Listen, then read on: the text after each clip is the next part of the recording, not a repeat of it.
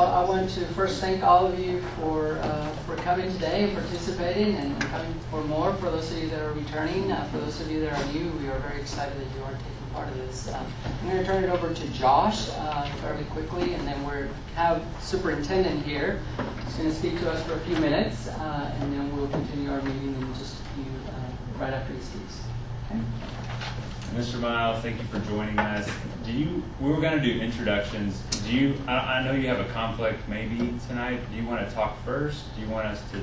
Yeah, if you don't mind, Yeah. I will, and then leave you to your work. Perfect. Is that okay? Perfect. All right.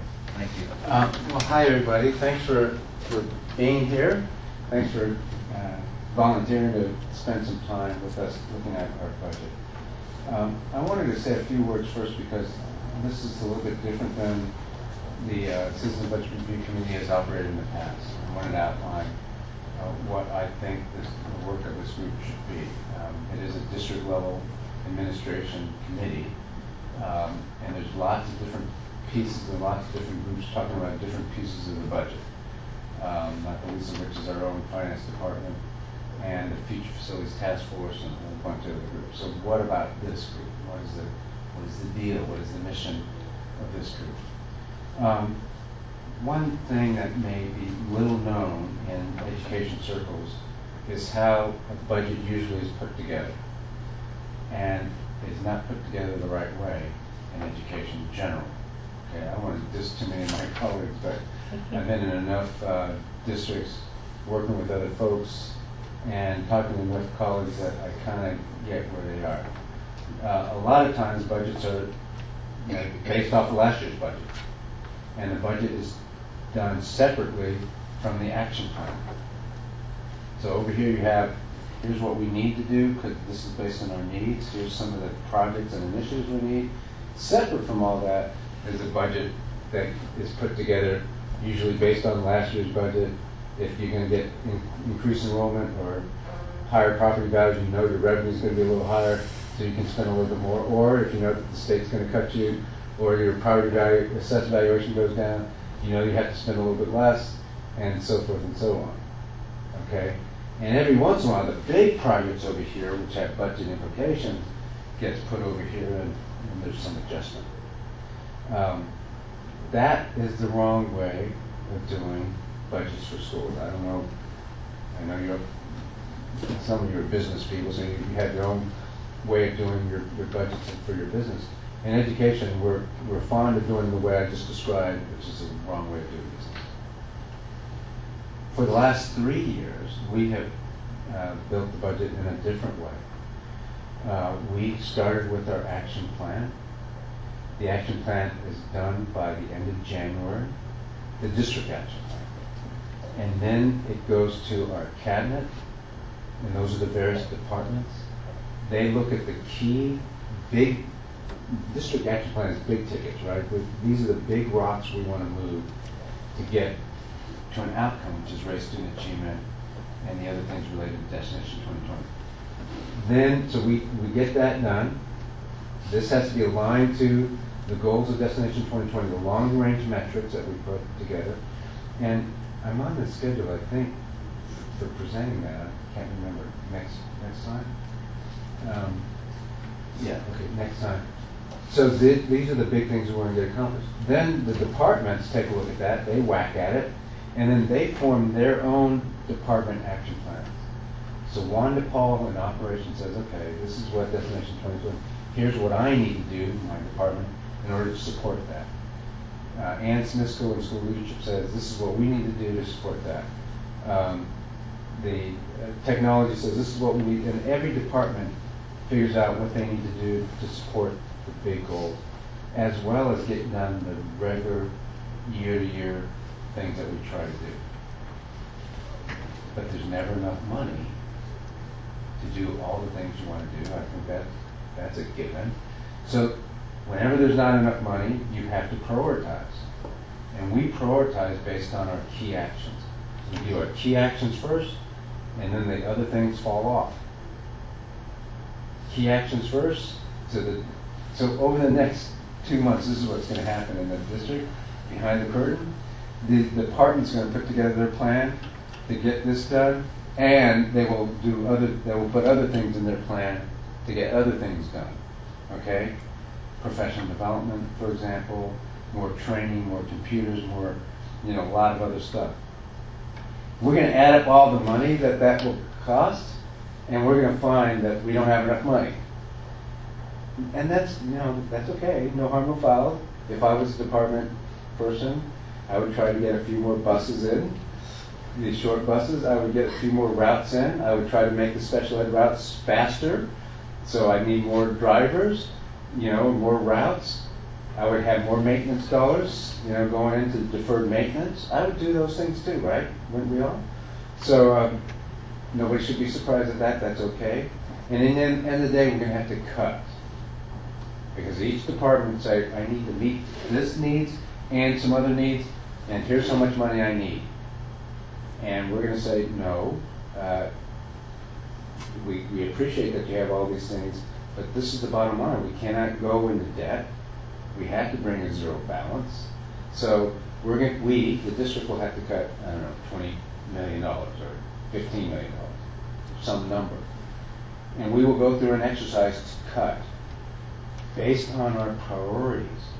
All right, so where does this group come in? This group comes in, I need this group to understand what the key actions are, what the department thinks their key initiatives are, and then whether or not the budget we present actually matches these items, and help us in some cases to cut the stuff that isn't prioritized to these items, because we already know we're going to have to cut. And the question is, the review of the budget is a review of alignment. Obviously, this group is not reviewing how much we're getting in. We'll have to tell you how much we're getting in, but that's not up to anybody here, right? That's based on assessed valuation. It's based on what the state legislature does and enrollment. So, but how we align our priorities with the department money and spending, that is something you can help us with and determine if we are aligned or not. So that's the main thing. And then there's several other things, and we don't want to throw too much at this group, but the big budget assumptions, we need you to look at that to see whether our assumptions on the budget. Every budget is based after the fact. What I mean by that is we make determinations now before we ever know the full amount of what we're going to get. So we have to derive a budget today based on some logical guesses. For example, we have to assume whether enrollment is increasing, whether enrollment is staying flat, or enrollment is going down. Now, Bruce probably has a really good idea about those assumptions because he's been on the board, so he's put budgets together before. But we also have to guess what is the state legislature going to do to that. We have a pretty good idea what the assessed valuation is already, so we have to put that as a budget assumption. And then there's some big ticket items that we want to do that we have to build in. For example, what are we going to give a salary increase across the board? That's a question. We'll put these assumptions on a piece of paper. We'll send it by you guys to see if this makes sense to you, these budget assumptions. So that's one thing we're going to need your help with. And then there'll be some things related to the comprehensive plan. Even though that's not really this year's budget, it will impact this year's budget, which is 15-16 budget. So we're probably going to ask you guys to look at the financing for this comprehensive plan, this long-range plan, to see if it makes sense to you. Now remember, the Future Facilities Task Force is also going to look at it and get input from the community. But we have a group here that's going to be schooled in the budget and the actions, and you tell us whether it makes sense to fund the comprehensive plan at 1.5 billion or 1.4 billion or whatever we bring to you, and whether TRE or bond makes sense. and it would be great to get this group's input. And there was one other thing, Gilbert. TEI and stipends. Oh, yeah.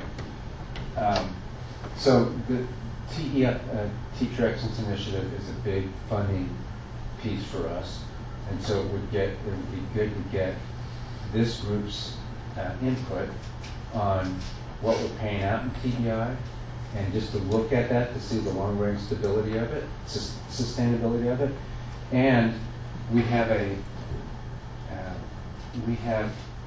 lot of work to do around stipends. We have not looked closely at stipends for a long time. What we're paying out, and we pay out a lot of different stipends. Given that TEI is here, and we'll do presentations on all this so you have the background. I know I'm talking about that, but we'll do a presentation so you have the background before you have to give us any input or recommendations.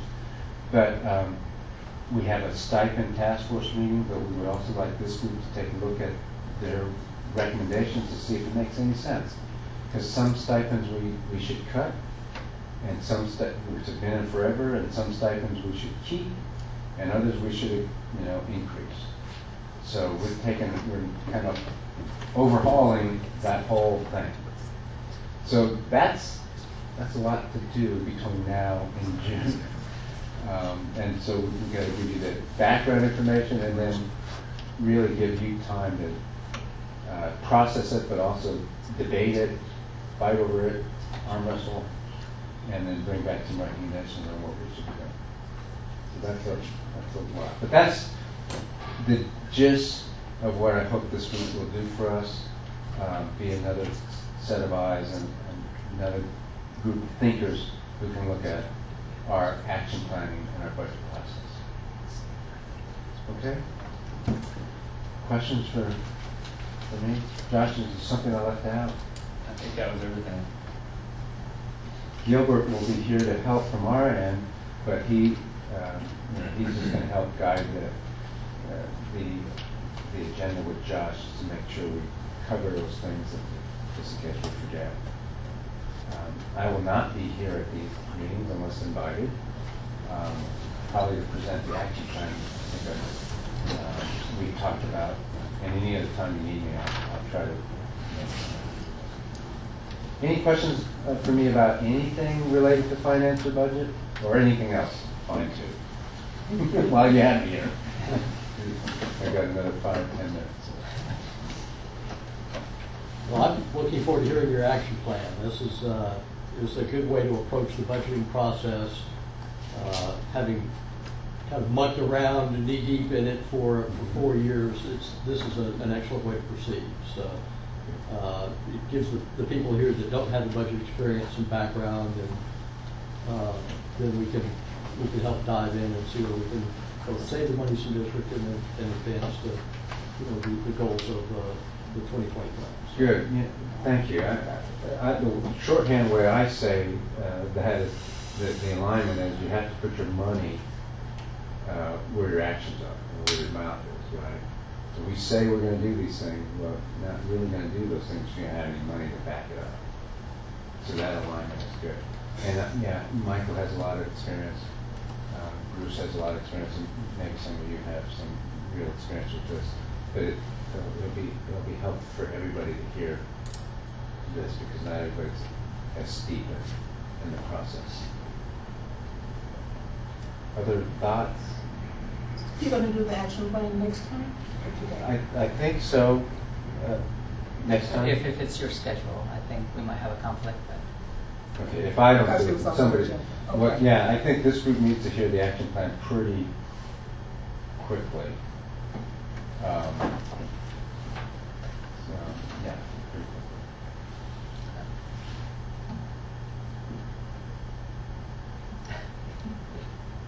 Anything else? Is it in draft form already, the action plan? So maybe we can review it. You know, did you have it on the agenda? I did. Yes, on the agenda. I'll tell you what, I have 10 more minutes. I'll just do it real quick. How's that? And then how about I send you the hard copy of it? That would be good. Yeah, that'd be perfect. Is that okay? Let's do it. I don't know. Because if you don't, if it's not this time or next time, Perfect. then Go ahead. the work will be harder. Do you have? I have it right here. I'll just look in. Superintendent, we're still planning on proffering your budget to the trustees today. If they vote on it in June, is that the schedule this year? The recommendations from this group will come before that time. So we have a very short time frame between, with 3 meetings between now and Yeah, the board won't vote on the budget till June. But you'd Yeah. like those recommendations from us by our last May meeting. Yeah, Right, but so- remember, the charge is not so much a recommendation on the budget. The charge is really a recommendation on the alignment. And so it's not presenting a budget to the board.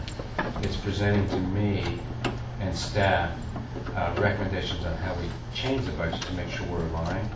Also make sure that we have your input on the comprehensive plan and the financing for that, and some of our budget assumptions. So it's a little bit different scope.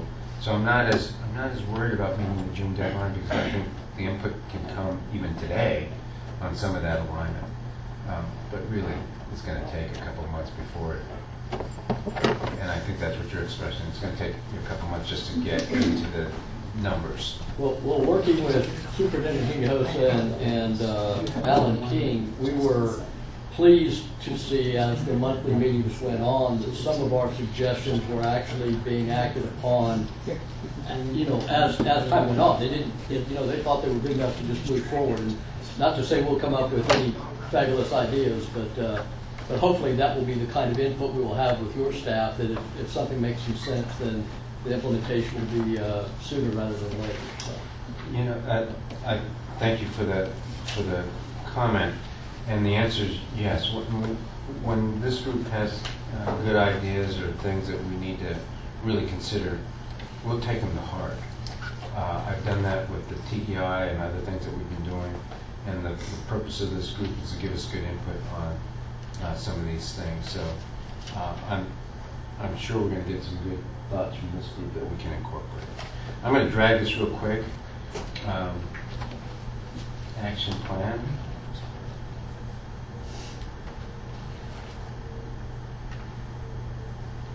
Right here. How's that?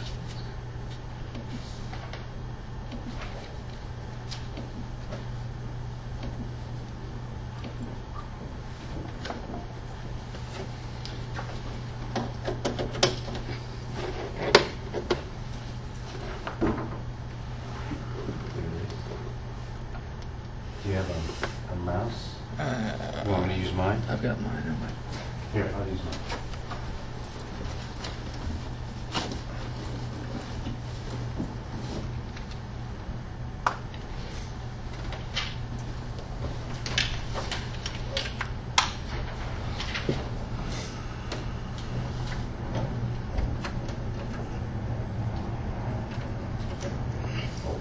And if you can, I'll run off of this, and then you can just stay up with me. How's that? Yep. You should be able to click through though on this. You should be able to click through the back. All right, good. I'll just go there. So, many of you know that we've been pushing the envelope here in the district on Destination 2020. And what that means is when we've not had a gradual change. We've had transformative change. And one of the reasons why is because our kids can't wait. Our kids don't have time to wait. This Martin Luther King quotation, and I know this is more philosophy, is important in that it talks about the first fierce urgency of now and not engaging in the tranquil drug of gradualism. Okay, the tranquilizing drug of gradualism. All that to say that our kids need a transformation and time is against us. So you see in our action plan that we are going to remain focused on the board goals, and I'm racing through this a little faster than I would normally. And these are the board goals. So those are in our action plan. But really the focus has been college and career ready students. Knowing that the definition of college and career ready has changed. This has been the big, where's the goalpost? This is it. By the year 2020. Specifically though, we have some sub-bullets under this. They look like this. Oops, sorry, that was too fast. Higher graduation rate. But I've always said graduation rate is important, but it's not, for me, the most important metric. College ready rate is even more important. Right now we're defining college ready in two ways. One is ACT of 21 or higher. That's not good enough, I know. We need to raise the bar, but the average ACT score right now in the district is 17.6. So actually this is high. Is that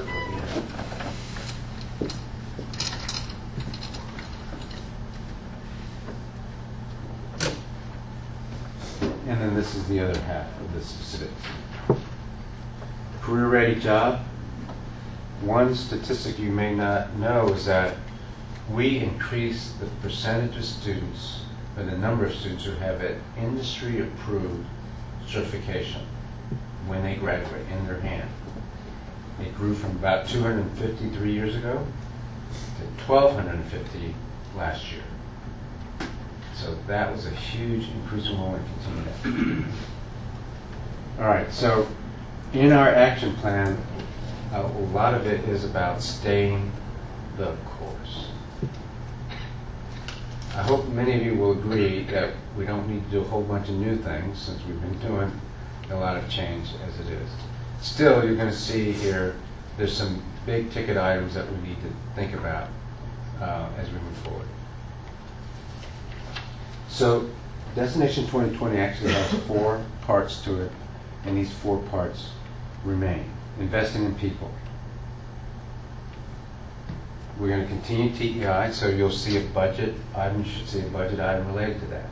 We'll do a presentation later on the financing of TEI, but hopefully this will be impressive. We spend about $560 million a year on classroom teacher salaries. $560 million a year just in classroom teacher salaries. We're going to spend the same amount plus about $12 million more. So TEI is going to cost us $12 million. That's it. About the same amount it would be for a 3% raise for teachers. We're the only large district in America that has been able to put in a teacher evaluation system that this rigorous and paid for performance plan without a whole bunch of outside money. And I'll explain some other time how we do that. Now, we said we would support TEI, not just raise evaluation or raise expectation and accountability. We have to support it. So you'll see money for summer learning labs. You should see money for line professional development, and obviously compensation for TEI. You should see in the department action plan for school leadership, expand leadership academies. You should see in the budget monies related to that. I know I don't have a lot of time, but I got to talk about this just a little bit, okay? Got to talk about this because you're going to see, again, monies in the budget. And this is what this group really needs to do. If we say we're going to do these things, and you see the department thing, then where's the money for it? So if we say we're going to do this, what's the money for it, and will you see it in the budget? In the end of the day, there are 3 things, again, 3 things that make an effect this school.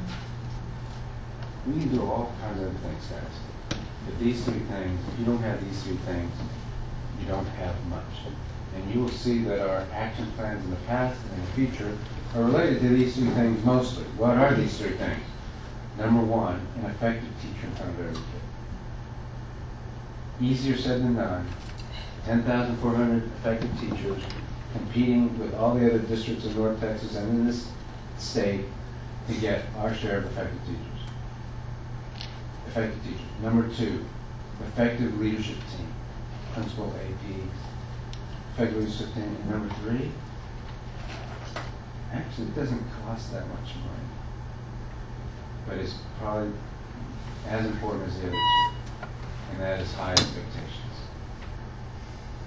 You give me 50 out of 60 teachers who are effective, you give me a leadership team that's strong, and you give me staff, parents, and community that think the expectations for these kids should be up here, and for the staff should be up here. There's no school in Dallas that cannot turn around. And there's nothing that school can't accomplish. I'm not saying that mentorships don't help, that more technology doesn't help, that wireless environment doesn't help, that new math textbooks don't help. I'm not saying any of that. But guess what? If you have a wireless environment and more technology, and you throw that onto a staff that's ineffective, that kid still can't do math well. You give me adult mentorships over here, which is great, and then you get that kid back in the reading class, language arts class with an ineffective teacher, he still doesn't learn as well.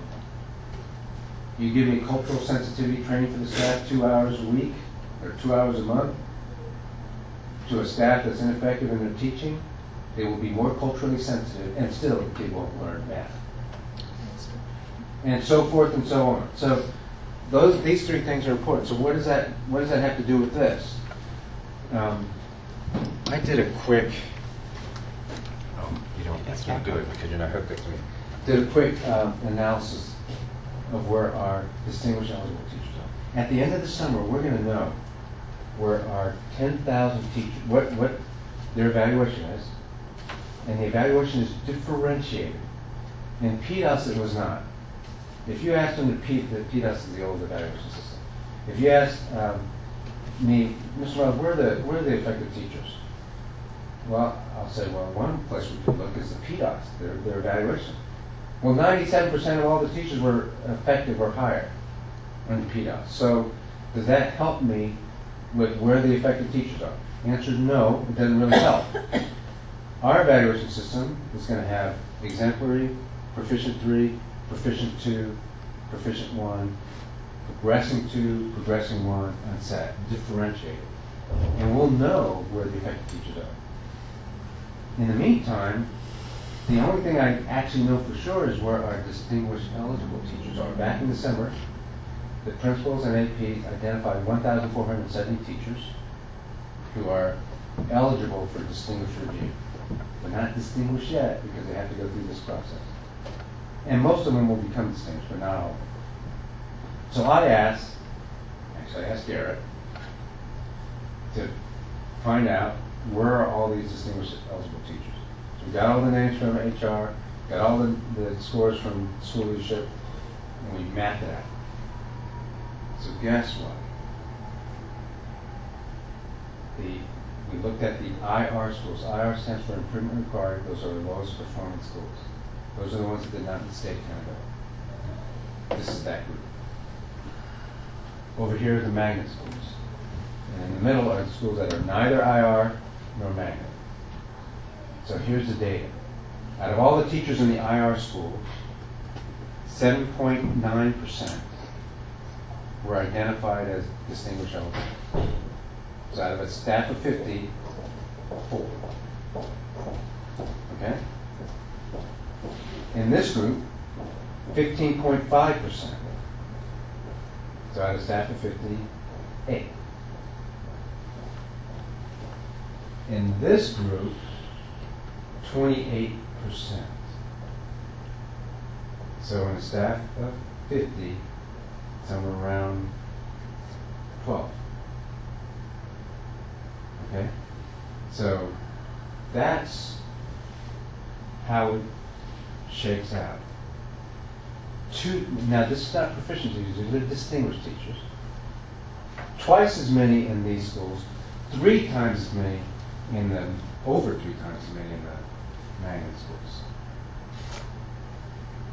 Now, if it turns out in our evaluation that our proficient teachers turn out the same way, what that says, and we don't need to debate why there are more distinguished teachers over here. We can debate that if you want. But we know for sure that our most effective teachers are not here. I think that's what it's going to turn out, guys, just from my own observations, from the data from around the nation, it's the same way. Just based on our distinguished eligible teachers, it's going to turn out that way. If that is indeed true, then when I said these 3 things are the most important things, well, we got a big piece missing over here. And to me, that's not fair to kids. It's not fair. I go to a low-performing school and I have the least effective teachers. That doesn't feel right to me. That isn't right. And we're not going to change Dallas ISD unless we do something dramatic about it. So you're going to see some money tied to us incentivizing teachers and principals to go to 5 to 8 IR schools. We don't have enough money nor enough teachers to go to the, to incentivize teachers to go to 5 to 8 schools. Now, I can talk more about that later, but I just wanted, when you see a line item, that's why that looks like that, okay? Strengthen professional culture. We're designing a new eval system for central office. Some of you will remember that we're on a 3R evaluation system. We've got to develop a new one, a more rigorous one for central office. And then we are starting a new AP, assistant principal evaluation, and executive director evaluation next year. Now, that's not a lot of money, but you'll see some budget money tied to that. All right, focusing on the classroom real quick. We've had this focus on quality of instruction.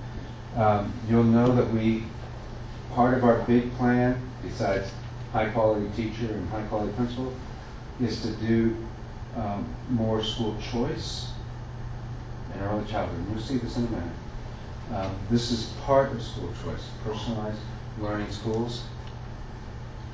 Choice options, so you're going to see some line items connected to that, and early childhood education.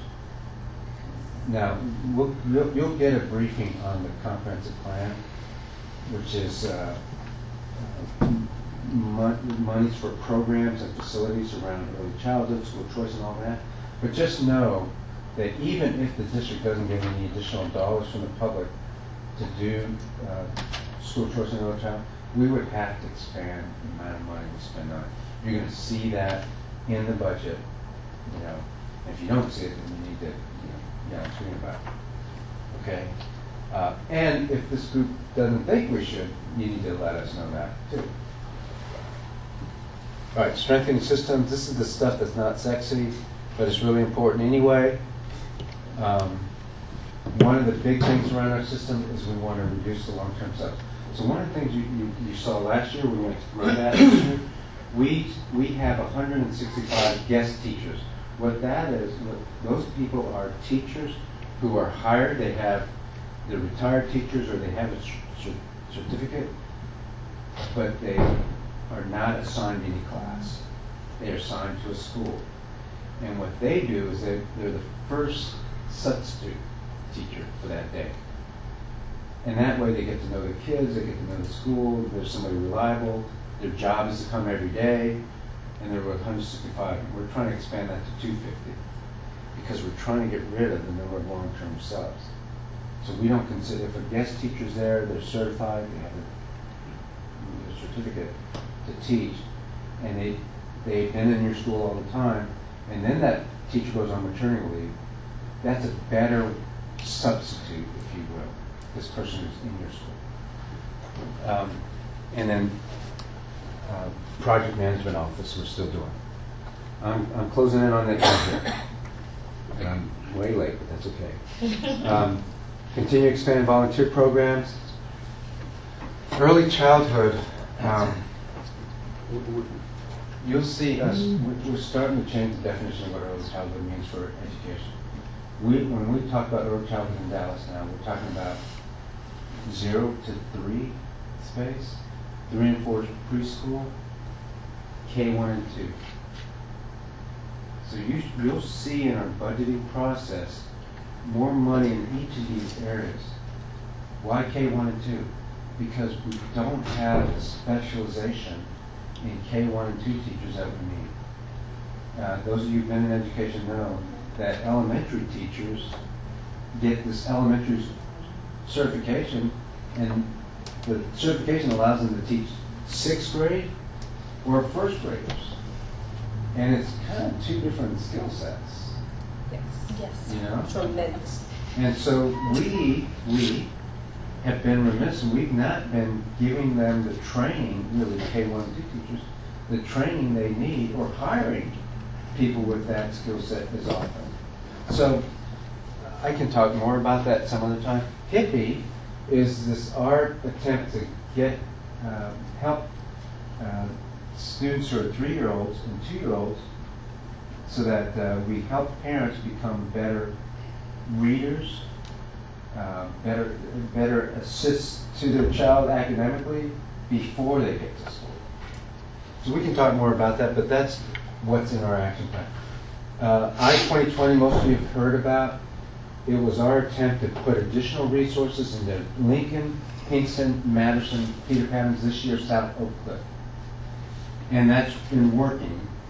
It's only been a year. Last year was the first year, and it started late. This is the second year. So we don't want to invest too much more into it. We want to see if it works again this year, if we grow gains, and then we can see if we need to expand it. There is one thing we're going to try to do, and you see this in the budget. The Pinkston feeder pattern, we're going to grow that to include early childhood. So version 2.0 of Management 2020 is going to be in one feeder pattern as a pilot. That's Pinkston feeder pattern. The pilot version 2.0, which is add early childhood component. There it is, early childhood. And then long term, and you guys should, this will be something we get your input on. We have to do something for our kids long term. The last bond was in 2008. Prior to that was 2002. For a district our size, it's every 6 years or so you should be passing a bond or TRE or something to tend to our facilities and to programs. So when we get to that presentation, I'll make the picture, Mike Foster will make the pitch, that this is the first time we're looking at the future in terms of programs and facilities. What does that mean? If you really want these 3 things, effective teachers, higher expectations, and effective principals, you have to start early with our kids. What if we raise the expectation? We said the bar for 3rd graders. Every kid in Dallas ISD, every kid by the year 2022, every kid will leave 3rd grade reading at grade level. That's raising expectations. Is that possible? Well, the way we're going today, no, it's not possible. So what are you going to do about it? Unless we just say it's not possible, so let's just throw up our hand and give up. I think it is possible if we invest heavily in early childhood. If our K1 and 2 teachers are the best teachers, the strongest teachers. So I'll give you a real quick anecdote. I know, I get to talking about education stuff, it grabs me. So real quick anecdote. I went to a school last year. This is a true story. I went into class, saw a 4th grade teacher, and she wasn't very good. She was not strong at all. Okay, so I go back out in the hall, talk to the principal about, and said, what's the deal? The principal said a number of things. One of the things she said was, this teacher's having a bad year.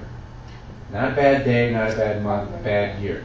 It's like, okay, that's not good because our kids can't have teachers. It's like that commercial where the mom says, honey, I'm sorry, but I have to take a sick day, you know, and then you find out it's like a 3-year-old, like moms don't have sick day.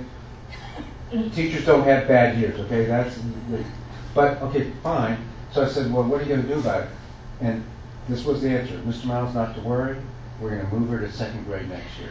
Oh, gee. True story. It's like, okay, so that's supposed to make me feel good?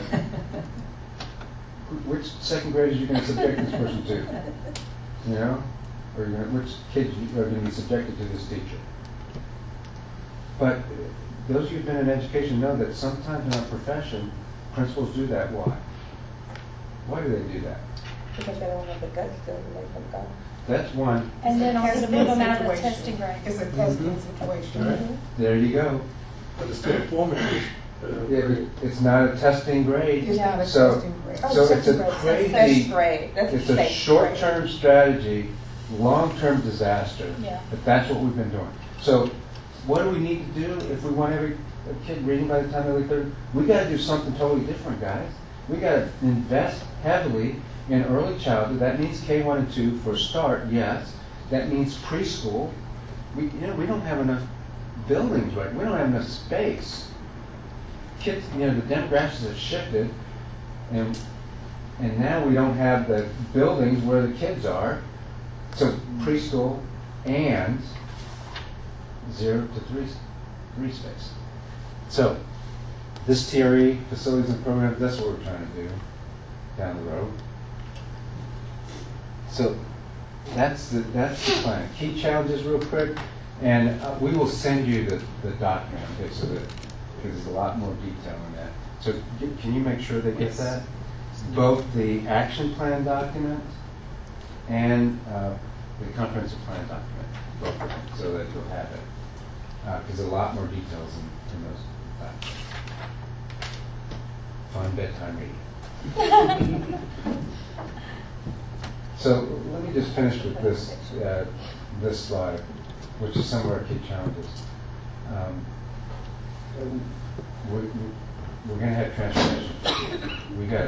If you'll help us, have to figure out ways to make sure that we keep this, spirit and drive going.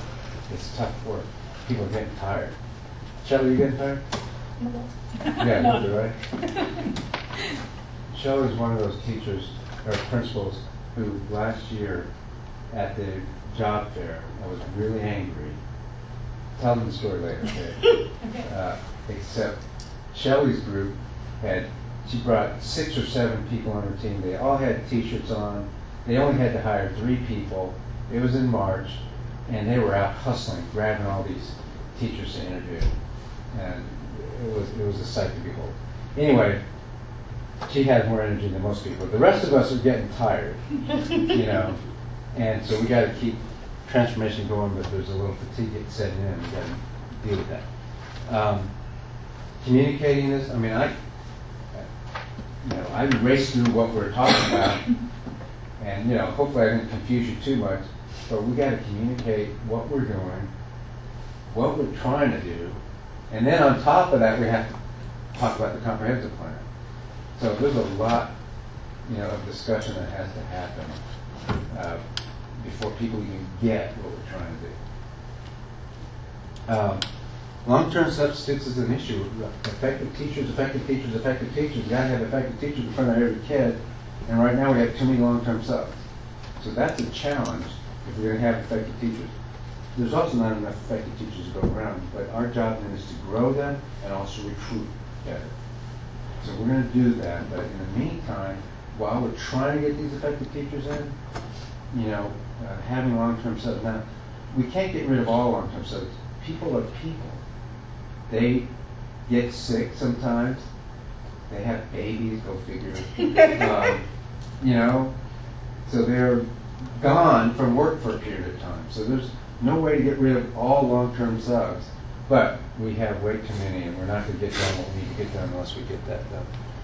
And guys, if you can help me with this, I'm not just asking you, I'm asking any group I talk to. I really believe these 3 things are the key.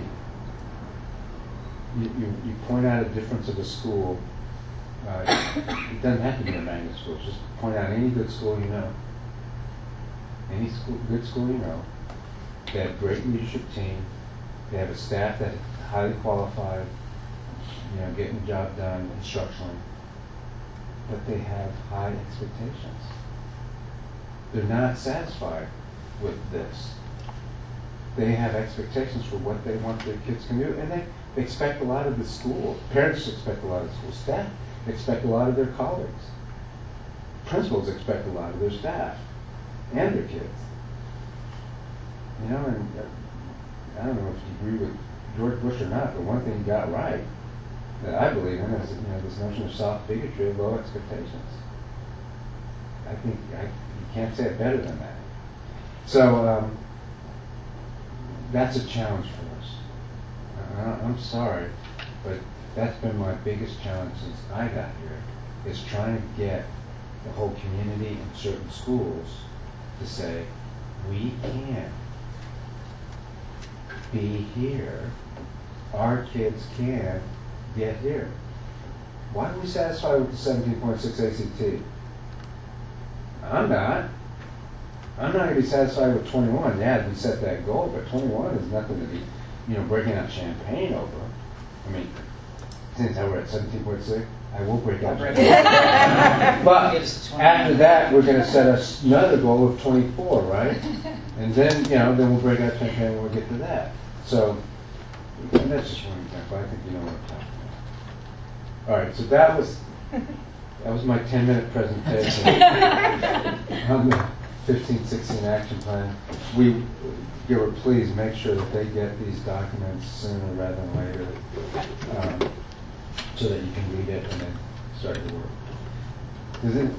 Since I missed my last meeting, that's okay. I got to be at a board meeting at 6 though, so that one I can't miss. Does anybody have some questions for me? I've got a few minutes here. One question. Your long-term subs, are you planning to include them in your training and staff development? Because many times when they come back to fulfill a substitute position, they're no longer being included in training and et cetera. So that would include many of this. That is a great question. The answer is a yes and no. The yes part is our guest teachers are included in training. So these are the subs. Remember, there's 165. We're trying to get to 250. Right. That are assigned to school, and they are the first sub on a day-to-day basis, and the first long-term sub if there's a need for maternity leave or something like that. Those folks do go to training. We have not considered the training of long-term subs other than those teachers, and maybe we do. So, Garrett, can you take a note on that, or Gilbert, just take a note on that? We can consider that what the fiscal note on that would be. I would think so. Because that, They need to be updated with strategies. Right, we have to pay them for that day.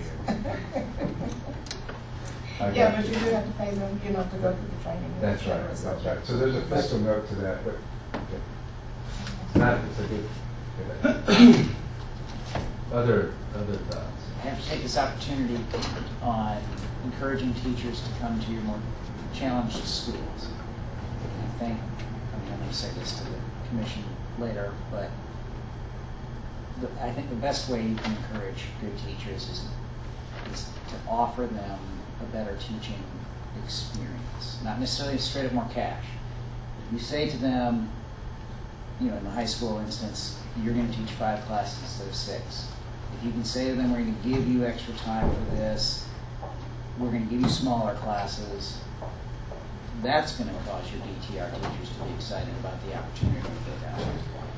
So your money should be more teachers, not more money for each teacher.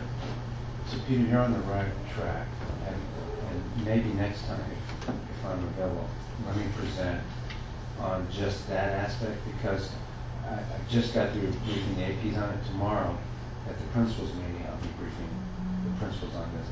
And you're absolutely right. Teachers, I've been talking to teachers and principals about this and looking at the research. Look at Tennessee, look at Denver, look at Charlotte Mecklenburg. All of them have done certain things. and they had successes and failures. Denver tried this to move people with money, and they only gave them $2,500. Total failure.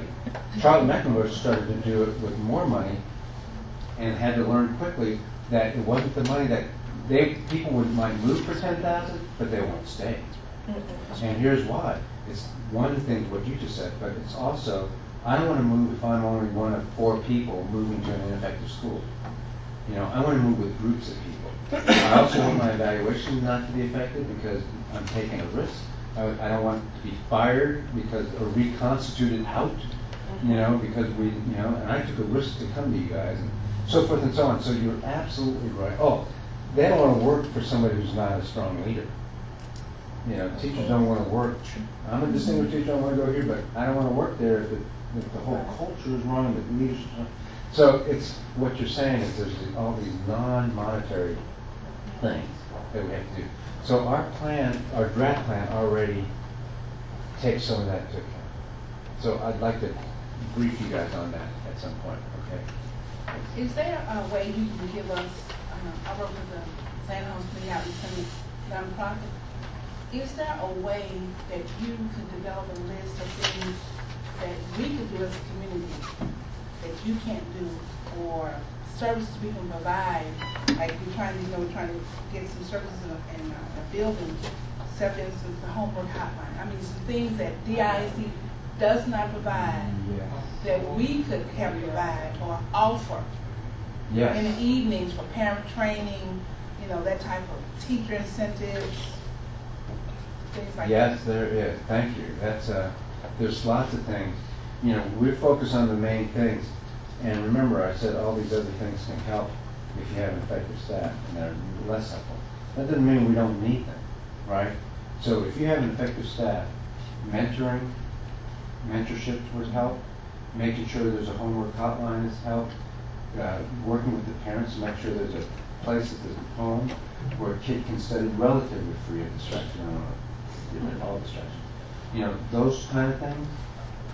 Parent universities, inviting them, structuring the parent-teacher conferences in a way that the parents are more engaged. Those kind of things, those are great helps, great assists. So yeah, those are we can do that. Sir. Who's got the last question? I think I got it. All right, well, thank you. I'm sorry that was rushed, but hopefully I can come back and talk about the specific parts of this in more detail, or somebody can come, Michael Carson can come and talk about more specific parts of this, so that you can do your part, which is to see if we have money that ties all this. Okay? All right. Thank you. Thank you, guys. Thanks. Thanks. All right, thank you, Steve. All right, now we had our distinguished speaker for the evening. Really, we'll kind of start off with, go back to introductions. And I know a lot of you here have been on this committee before, and some of you haven't. And I haven't either. So I'm in the same boat with y'all. So I thought we'd just all go around and introduce ourselves. And I'm curious to know just what you do outside of this during the day to occupy your time. And then why we're all giving up time that we could be doing anything else to be here. So why did you choose to say yes to be here and commit to this? I'm just curious to know that. And I'll start this off. So, Mr. Chairman? Yes. This is actually a governmental entity commission that falls under TOMA, and we need to have the meeting called to order. You announced as the chair, a quorum present, all of that good stuff. It's standard right? in Robert's rules. So.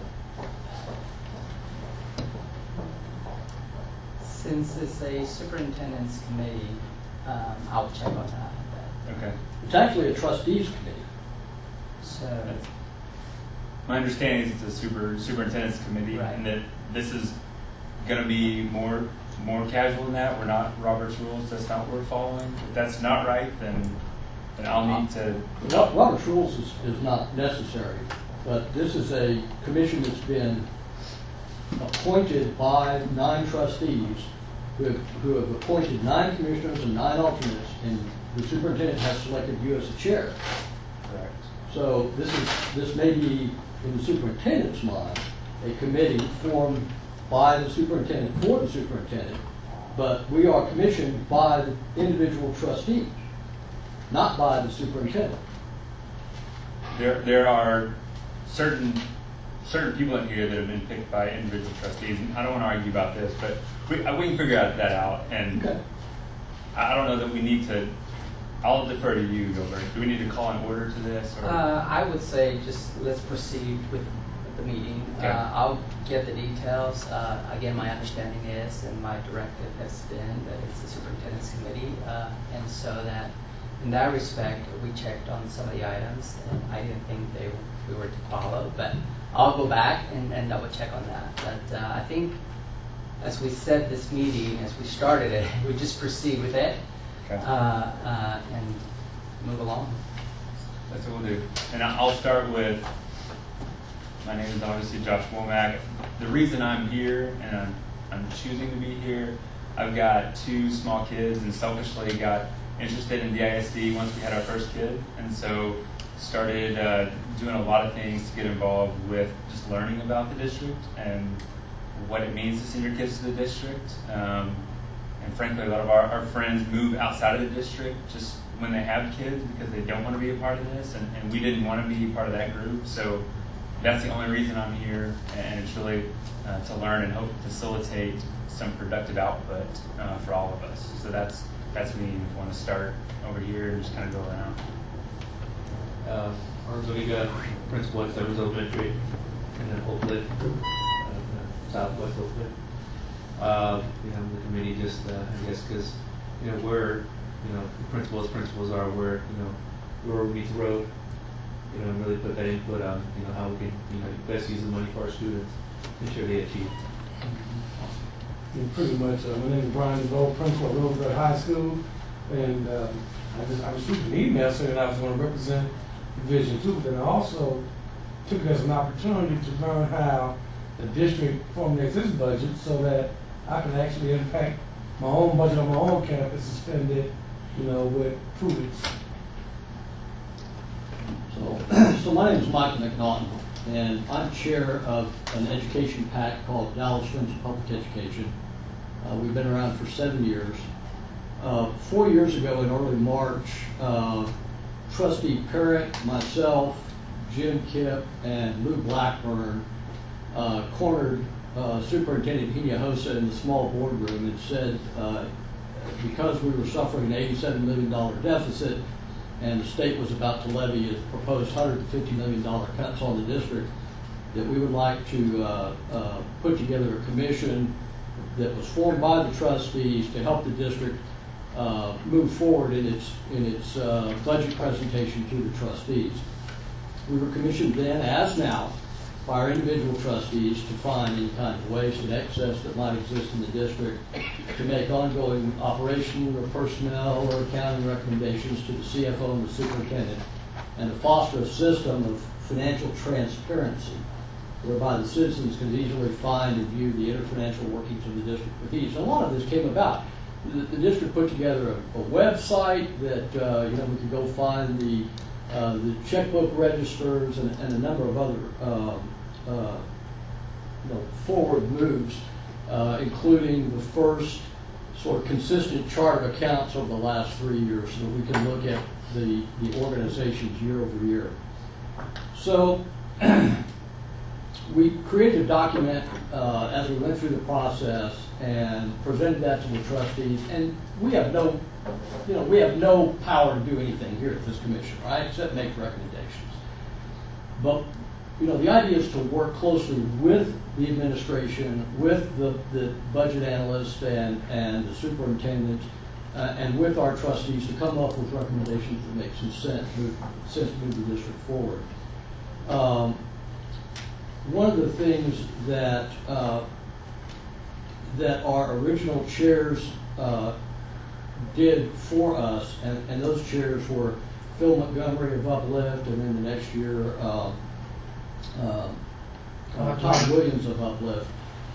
They became advocates for this commission in helping the district to understand that all of the data that's not personnel or private data is ours. as representatives of the taxpayers and the public. So they were advocates for 100% transparency, and the district waterfalled documents to us. We were given copies of the budget every single meeting. We were told budget versus actual every single meeting. And I would like that to continue. I know that's not what happened last year.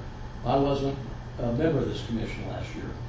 But DISD is a governmental entity. It's a $1 billion budget. It's financed by the taxpayers. That's you and me, right? These wonderful employees, these teachers, these principals, our finance ED, in the end, they work for us as taxpayers. Their pay is coming from our tax money. So, for the record, all right, the chair and the superintendent are not necessarily in charge of this commission, nor do they set the ongoing agenda. The trustees created this commission. They've appointed their representatives to serve the district and the citizens of Dallas. The chair's responsibility is to facilitate our request to the administration, the CFO, Dr. Jim Terry, who's a good friend, and the superintendent. And the chair should also be dedicated to ensure a timely response from the district to this commission and the trustees and the public. So it's my fervent hope, this isn't about who's superintendent and who's not. It's about how can we help this district make the best financial decisions possible. So it's my fervent hope that we embrace the spirit of mutual respect and trust and cooperation to help move this district forward in this process. As I told Chair Womack earlier this evening, I don't envy his position, but I do respect it very much, and I hope that he will be a facilitator for us and not the proverbial plug in the jug. And I having met him just briefly and had a brief conversation, I think that he will do the very best he can to help us in this ongoing commission process. Thank you for coming here, and thank you for letting me have this rather long period of time to make this statement. So, thank you. Go around. We have just visitors in there. Okay. Jose Hernandez, I represent Nancy Bingham's area, District 4. Been on the commission since 2011. As a graduate of DISD, as a parent of a pre-K at Montessori, Harrystone Montessori, and a sophomore at Arts Magnet, I have, how do you put it? Well, in the taxes that I pay, there's a lot that goes into the district. And so, I'm very involved in DISD, both with the budget committee and the bond committee. My daytime, I put foods on the table though, is I'm a compliance and ethics manager for Halliburton, and glad to be part of this committee. Thank you. Lucy Livingston, I represent Joyce Foreman, District 6, and it's good to see some principals here because I stood alone. I was a former principal for DISD for at least 2 years, and as a specialist in Title I. I was also director of special ed. I was a teacher, BAC, when I first came to the district at Lincoln High School, and my formal years of experience were in Kansas City, Kansas, and Kansas City, Missouri. And in both states I was an administrator, one in special ed, and I was the first, it shows you how old I am, Head Start director in Kansas City, Kansas. So I have a little bit of experience in a lot of areas. As a specialist, I had an opportunity to visit principals and work on their budgets. And when I retired in '99, I had a great deal of opportunities to become interim principal at Townview and El Centro. And so I brought a lot of resources, and I guess that's why Carla Ranger put me in this seat. And I've only been here for 2 budget reporting periods. And so I still would like to see what happens to some of those recommendations we make. And I look at board policies and they don't change, but we make recommendations. And so just need to see how that is really pulled together. But I enjoy being on the commission, and hopefully we can see some good things happen for the students and the teachers. I'm Debbie Sherrington, and I was on the original group. I represent Mike Moran. And my first peek at the district was as a teacher. I taught 3rd grade at Charles Rice Elementary. And then we had a child, and I guess we just weren't, I guess we didn't know that we couldn't go to our elementary school, so we went to our neighborhood elementary school. We have 4 children now. 2 have graduated through our system. We're Pershing, Franklin, Hillcrest feeder pattern. And I think I, like you, because we were in the system, we just became big advocates. And now in my work profession, I'm a real estate agent. But my biggest pet peeve is people telling their clients they can't use our schools. And so that's one of the reasons I wanted to be involved here. I think it's so interesting, everything we've learned. Like Mike said, they brought, when we see all these budgets and all this money, we do need to know that things are being spent well, but it's just a lot more complicated than the average Joe understands. And the numbers are just mind-boggling, and that's why I'm giving up my time to help be a part of this and hopefully make everybody deserves a great education, every single one of our kids, and we need to make that happen. And I appreciate all of you all being here for that. My name is Ben Leal. I'm the CEO, Chief Executive Officer of Jubilee Park. We've had a long relationship with DISD, and we're committed to all the schools that feed through our center in District 8. I was appointed by Miguel Solis. We just want to make sure that we can support and we can have input into, I represent the community of Jubilee, Southeast Dallas, and we just want to make sure that the voice is heard in the community and DISD. I'm Mary Williams. I'm representing for Bernadette. I'm a product of DISD.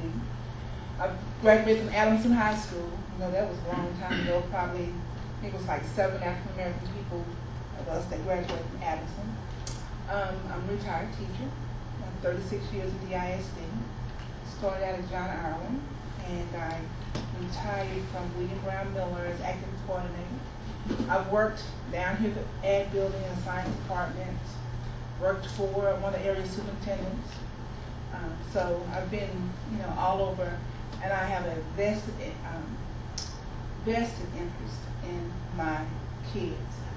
Even though I could be home right now, I want to make sure that I'm doing what I'm supposed to as a citizen. And it's, I guess it's something that when you're called to do something, that's what you're supposed to be doing. And so that's why I'm here, because I want to make sure that I give, because people gave to me. And I want to pour back into the lives of kids. And I'm the education director for Zan Holmes Community Outreach Center. It's a nonprofit organization. And we do education and after-school programs. I'm Peter Evett. I teach at Woodrow Wilson High School history classes. A long, long time ago, my wife had a crazy idea that we should join the alternative certification program. So we were practicing law and hating every minute of it. And actually, I'm the one who said, well, I should teach, because I taught some law classes, and Julie Sandell probably taught your kids. And she said, no, we should both do this AC program. That's the craziest idea. We're teaching Dallas Public Schools, nobody would do that. I've been at Woodrow for 20 years. It's been fantastic. I've fallen in love with the school district, despite its many, many challenges and difficulties, and I want to see it succeed desperately. And I think I made some comments like that to Jim Terry, some coffee or something. He said, I don't know if this is punishment or not. Suddenly I get in contact and he says, come say those things to us here. I'm really glad to be here and have a chance to give you a teacher perspective on some of these budget issues. My name is Angel McCoy. I'm the principal of Celestino Soto Elementary, which is in Oak Cliff. This is my 13th year in education. I've worked with grant programs. I've been in high school, when I did my grant programs, I was at a middle school, and so elementary is where I started teaching. Edward Teich Elementary. I started in Pleasant Grove, and I also taught as a teacher at Soto Elementary, and became the AP at Soto and a principal at another school, and now I'm back principal at Soto, so kind of like full circle for me. But why am I here is pretty much the same reason why I have dedicated my time to being a principal.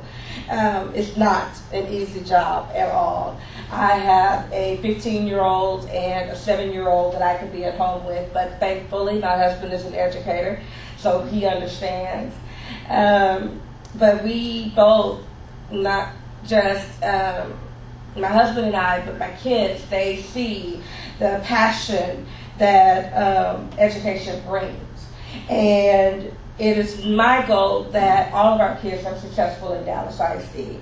And it's my philosophy that education is a fundamental right. So with that being the case, we have to make sure that when we are looking at budgeting, that we are looking at the equity of our budgets and making sure that it may not seem fair, like, you know, great teachers going to the IR schools, and my school is not an IR school, so why should you take all of my great teachers? It doesn't work that way, because at the end of the day, we are a district serving children. And so just as I am able to have effective teachers at my school, you give me some more teachers, I'll make them effective teachers as well. Because at the end of the day, it's all about the common good. And that is the reason why I'm here. Thank you for saying that. And I'm Shelley Vaughn. I started in the district in 1996, and I recently left an effective elementary school and moved to an IR middle school. And so I'm so glad you said that, because we do need effective teachers in IR schools, because what he said is exactly what is happening. And I decided to join this group because in going to Cary, which has had many principals, a new principal every year, interims, in trying to get some things done, I've noticed that the school budget is kind of off, and it's just hard to get things done for Cary. The school's been left undone for years. And so trying to get new backboards is impossible. Just trying to get things done for the school is impossible. So I was just curious about how the budget works in the district, because I've called all over trying to get paint, this, that, and so. There it is right there. And so I wanted to hear how it all works. But anyway, but I do appreciate you saying that, because it's the IR, what he's trying to do in getting quality teachers at IR schools, because I did have that in a former campus. It is important, that part.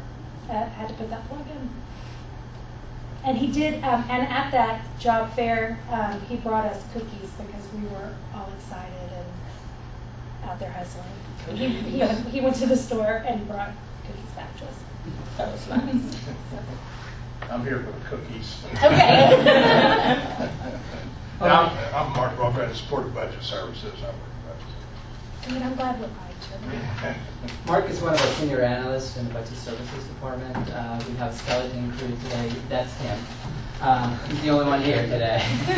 Some of the members are at the TASBO conference, which is taking place in Houston, so some of our staff is my name is Gilbert Prado. I had the great experience of working with some of you, and last year as well as the previous year, and I'm extremely excited to just facilitate.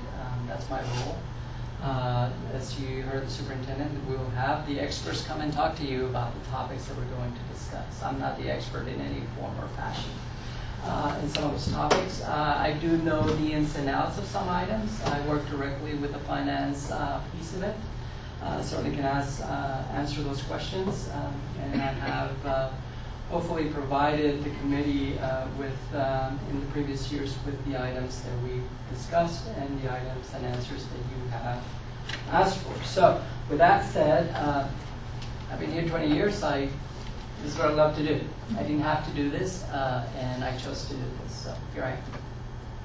I think since we only have a couple of other members, they can go ahead and just briefly. Bruce. I'm just an observer. Bruce Parrott. Mr. Carter, I've got a question for you as ED of Budget Services.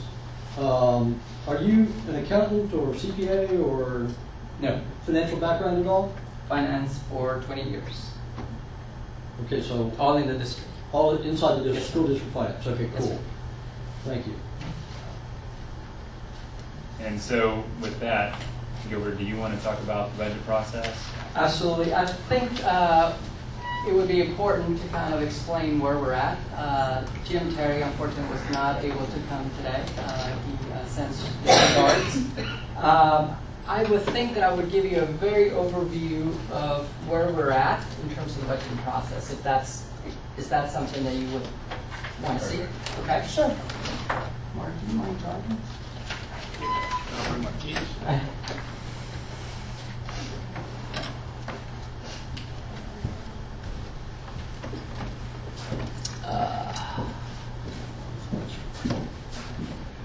Let me put this in here. And it will be the CBRC. Okay, go right ahead. Do you want to take a quick break? You need to go to the bathroom or anything of that nature? I'll wait a couple minutes. And then I'm putting up like the one percent. I know. I really got in the budget really day. And that's what we're trying to do. Like now, like we're doing some of our instructional coaches are going in and we're modeling. My AP and I we're going in and doing the same thing. It's modeling and working with the kids because it's getting tough. But I wish we could take some, like, eliminate 12th grade and move all that funding towards EC. I'm excited. And because I actually started to where we added a new pre-K and we've been tracking the data for them, like we added them the year before. And so now our kinders are ranked based on the ones that were able to attend the pre-K versus the ones who weren't. So we're coming in so much better. You need a 6th grade reading teacher. It'll be fine. Okay. What you need is like for middle school, like it really needs to be like a KC, but for middle school 6th grade, because yes, they want to do that English language arts and to go to that English language arts, but there's so many things that still have those gaps. Just So go, to but it know how does to move teach down, kids right? how to Page down. What's that? The page down. And I think Just once they get go up to down. that level, they feel like they don't need to know Page how to down. teach kids how to read. You see? Just go through that. You see here? No. So Yeah. once they Just page have up and that, page down. they, Page up, page down. then it will be We'll just go through that. a little better Yeah. for the kids. Well, Like actually, those this same will play interventions in for- elementary school. Okay. I think will help. Oh, that one does work? Oh, perfect. Yeah, that's fine.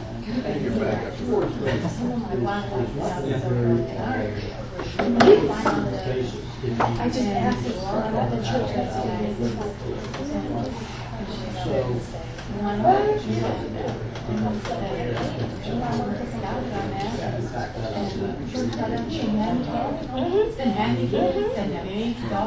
Where are you located?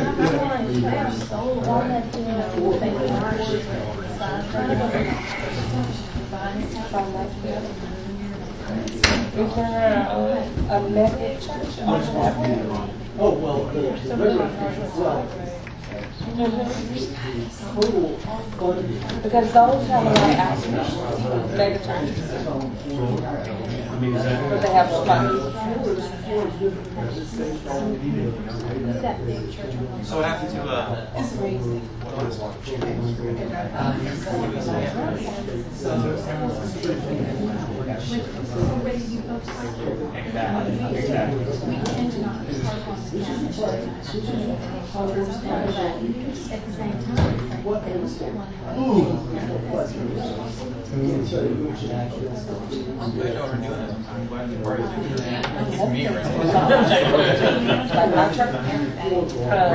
They do streaming. I know, right? So it's like so I'm not able to get it. Something.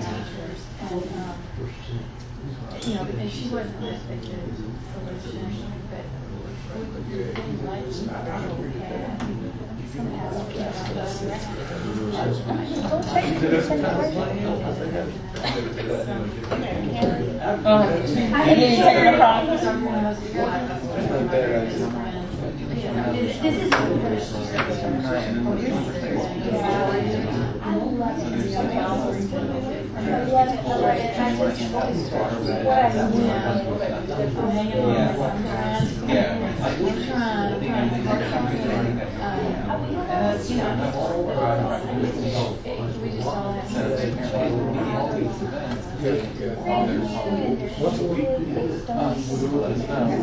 Connect them. They can't connect.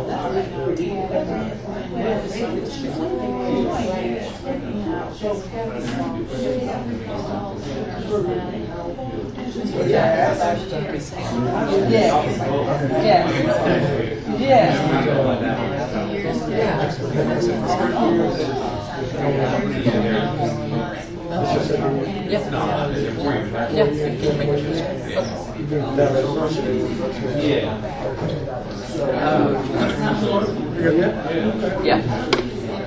Is that it? Exactly. Wow. It's the follow-up on our end. Because what we've done is we created a calendar. Whenever we implement then the following week, we did calibration, look at the implementation of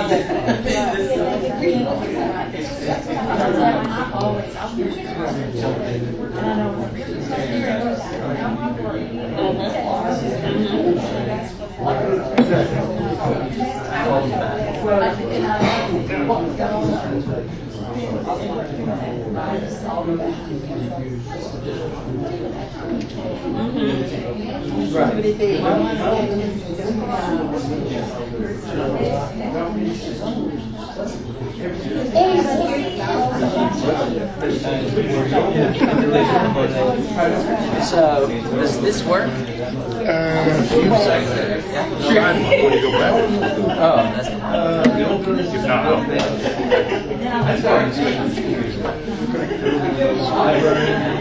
so this little thing, all we need to use is the... Where's your...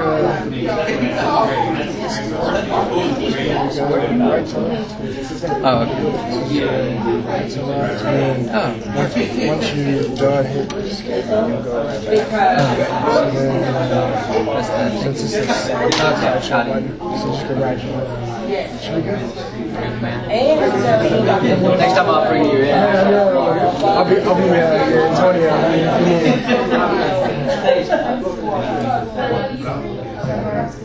Yes.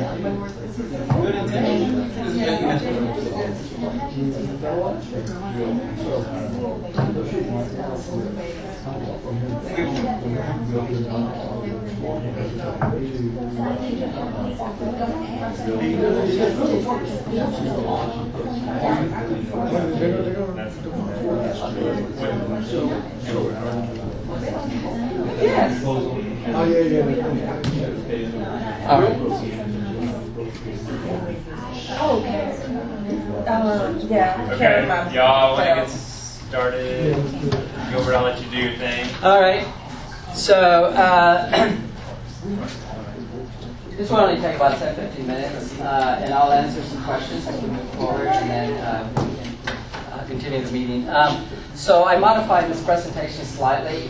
We're going to have a budget workshop last month for the board, and so this is just, you've seen the slide, we've talked about it earlier. Again, the only reason I put this slide in the presentation is because that's what we're about, and that's what we try to adhere to. In terms of the budget approach and what we do, of course, the planning phase, which is where we're at. In terms of, you heard the superintendent talk about the district action plan. That is really the big driver. The last 3 years we've been doing that. We support the district goals and Destination 2020. Of course, our focus is to put resources to improve student academic achievement. I mean, that's our goal. That is why we do the budget. Continue to support recruitment and retention of staff. I think you touched on that a little bit. Obviously, we want to continue improving fiscal management of all our resources. And we've been doing a fairly good job the last 2 or 3 years. So, support district action plans tied to the district goals. The superintendent talked about it. I think he went into it, a little more discussion. It was on the agenda, so I apologize. I know that he had some commitments later on, but I was glad that he was able to share that with you. And I think that really drives it home as to where we're going to be focusing our resources. Where are we in terms of the campus? All the campus budgets are driven by enrollment. If you have 0 enrollment, you will have $0. Right. So where are we in that process? We just actually today, we're finalizing those numbers. The principals, and just a quick story about the principals. They were selected here. There was about 15 candidates, and we chose 5 or 4 out of those 15 candidates. So thank you very much for joining us. I really appreciate that. What are the basis of you choosing us for? Did you just pull it out of a hat? Because we're the best. Because you're awesome. Because we're the best ones, right? That's exactly right. So, that makes me feel better. but where are we with that? The enrollment was shared with the principals at every campus. These are your projections. This is what we think you're going to have. Our projections actually are fairly 99.5% accurate at the campus level. District-wide, we're about 99.8%. So we're fairly confident in our projections. We have a whole group, a demographics group, who actually drives that. And so the principals get an opportunity to look at the enrollment, projected enrollment, and ask us questions or challenge some of those projections. And you've had that opportunity. Yes. So again, for the campus level, that is all driven by that. There's program needs at each campus in some campuses, and of course we adhere to the staffing ratios. K through 4 is a 1:22 ratio. When we build a budget, we build it on 1:23 with a little slide for the elementary level. Again, at the middle schools, we have a 1:24 student-to-teacher ratio. At the high school level, we have a 1:25 student-to-teacher ratio. And for electives, we do a 1:30 student-to-teacher ratio. So is that budgeted ratio, or is that the actual ratio after the district has gotten its waivers? Very, very good question. It's actually a budgeting ratio. And when we actually do, there's 2 processes. There's actually 3 processes. We do projections. Then in September, early October, we do what is called leveling. And so we go back to our projections and say, hey, how did we do in terms of our projections? Okay? And some campuses are right on, some are a little higher, some are a little lower, and we make the realignments. During that process is when we go through some of the waivers around that same time frame. But let me just give you a fact. Overall, and I just want to remind you, the waiver is only for K-4. Yes. Okay? But overall, when we look at the district-wide student-to-teacher ratios, our averages, this is all the teachers at every campus, our averages range between 18.5 and 20.1. When you actually look at all the teachers and all the students, that's the actual ratio. But for budgeting purposes, you're correct. That's the way we do it. Question. Go ahead. Fifth grade used to be the funky one for Still elementary. a funky one. Yes. So Yes. is it 1 to 27? That is correct. So my question is, if middle school is 1 to 25, then why are fifth graders 1 to 27? Doesn't make sense. So you're absolutely right. That is a good question. One of the ways we've addressed that is we have a grant that, and we've used it differently. I need to go back and see how we're using it. It was called the class size reduction grant, and we would use that for the fifth grade. Okay. Since there was no state mandated ratio, fifth grade, it used to be fifth and sixth grade. Then we moved all our sixth graders over to middle school. So fifth grade became just the loner at the elementary level. And we haven't changed that staffing ratio, but that is a good question. That might be a good suggestion to make in terms of the ratios. Because that is extremely too high, especially when fifth grade is an SSI grade. Correct. And like if you're going to sixth grade and it's down to 25, I mean, you would think 2 kids doesn't make a difference, but it makes a huge difference. Totally agree. But let me just give you a little. You know, when my staff is gone, I have to actually do the work, right? So I looked at a whole division today, okay? And the role of the analyst is to look at your campus, look at every single campus and every grade level and ensure that the calculations are correct and your allocation is accurate. So I did that for a whole division today. And what I've noticed is that in fifth grade, which is, again, is the easy one to look at, but what I noticed, and most of the fifth graders, I think there was about 35 elementary schools that I did, most of the fifth grade enrollment, okay, really was not at the 1 to 27 ratio because it's a single grade. And then remember, at every level, there's actually 2 calculations for elementary school. This is why the ratios sometimes become 18 to 1, 18 to 5. Because bilingual gen ed. Bilingual, I do 2 calculations, one for bilingual and one for gen ed. When you start dividing that, the ratio just automatically becomes smaller. And in the fifth grade level, I still have to do those 2 calculations. So in most cases, the ratio really was not 1 to 27. But I can further do that analysis, just and present it to you or give it to you. We can do that and send it to the committee. And bottom line is, it really isn't, even though that's what I budget at, it really never turns out to be 1 to 27. But if it does become an issue, we address it at the budget meeting with the class size reduction. That is correct. So we do have a process for that as well. Yes, sir. So I know you don't have these figures probably at your fingertips, and I don't want to put you on the spot. No, go ahead. Do you know how many waivers the district asked for last year? I believe it was in the low 70s. Okay, and that was all the K through 4? Yes, sir. So with the emphasis on pre-K and K through 1, and I know that the waivers, I thought there were 136 waivers. So the final number was presented, I think, in the November board agenda, and I think it's around 60-something. I can give you the exact number. Okay.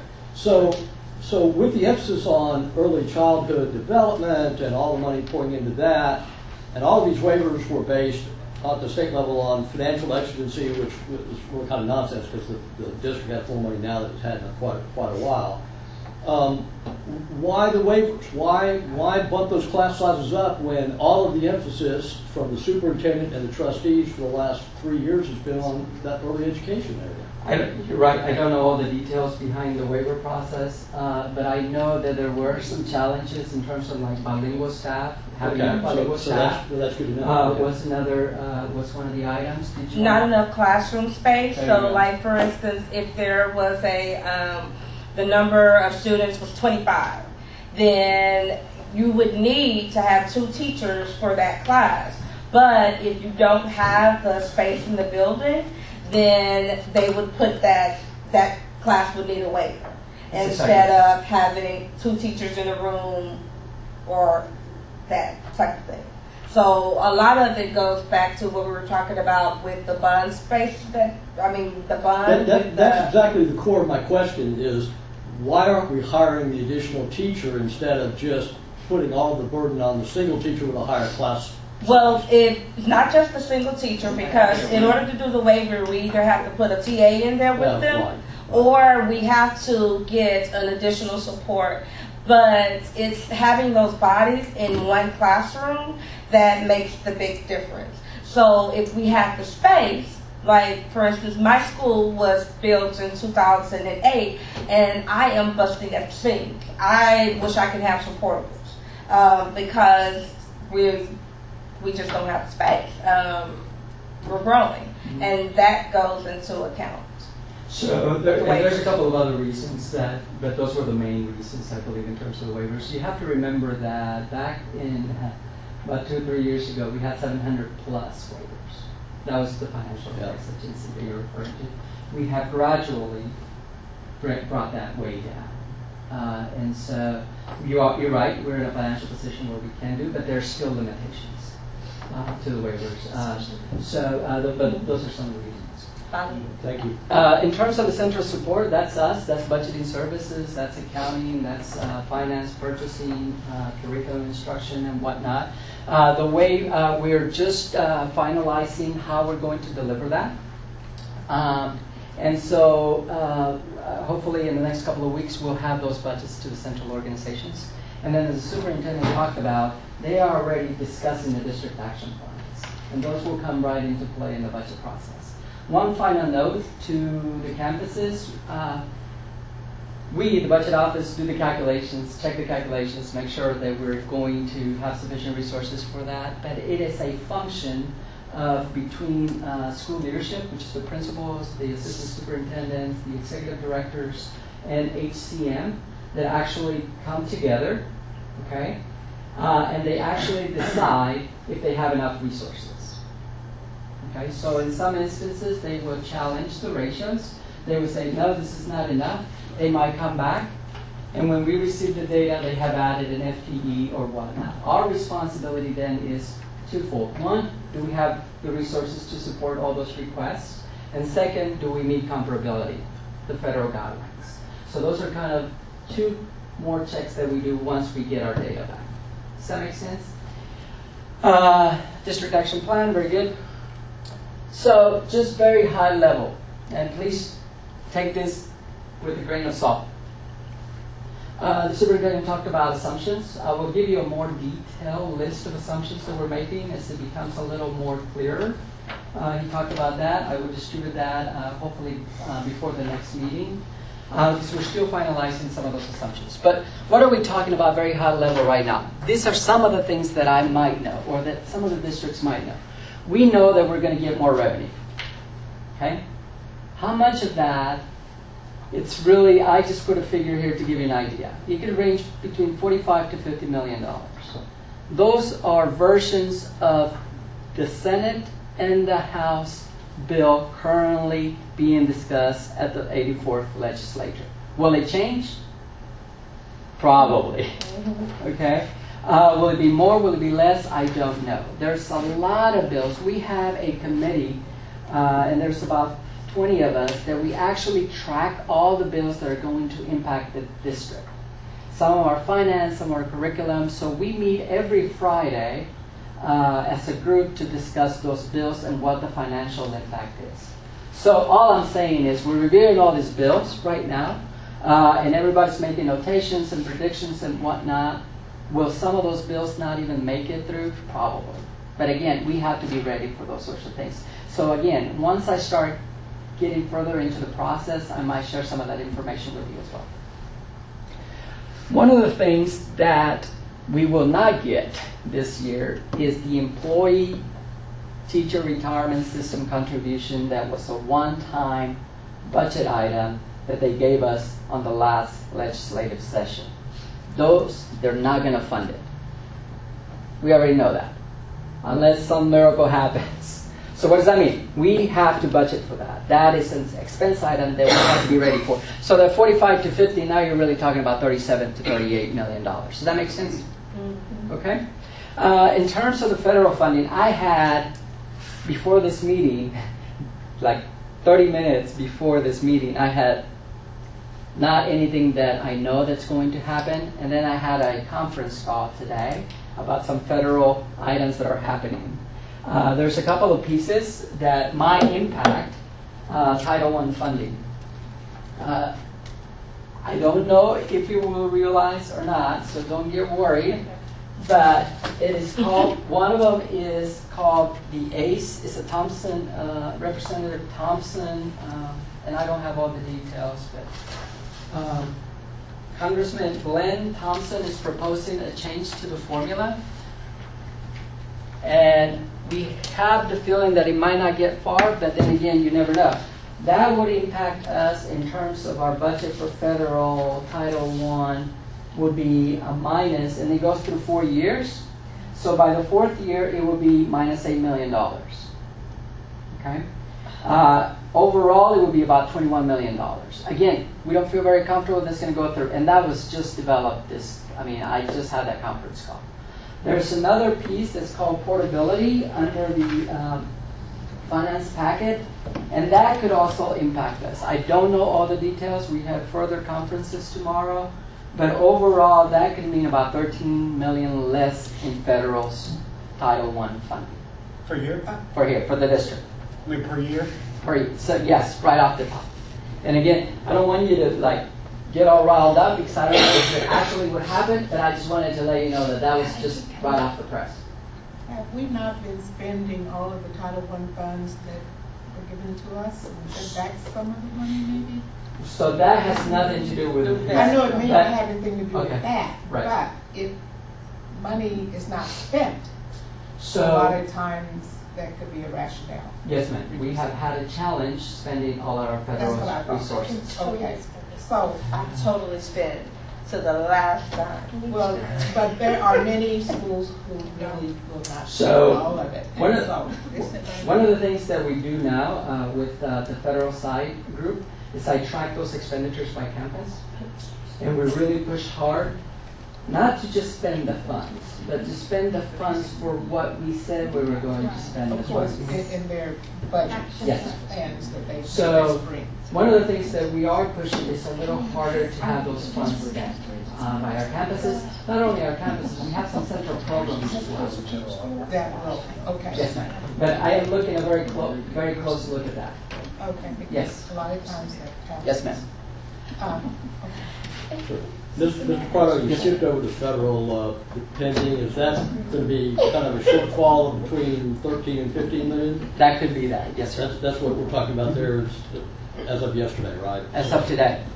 As of today. Okay. Yeah, but it's the consensus from the greater city of schools that the Thompson bill probably will not, it's on its last legs. So hopefully that it's going to be right off.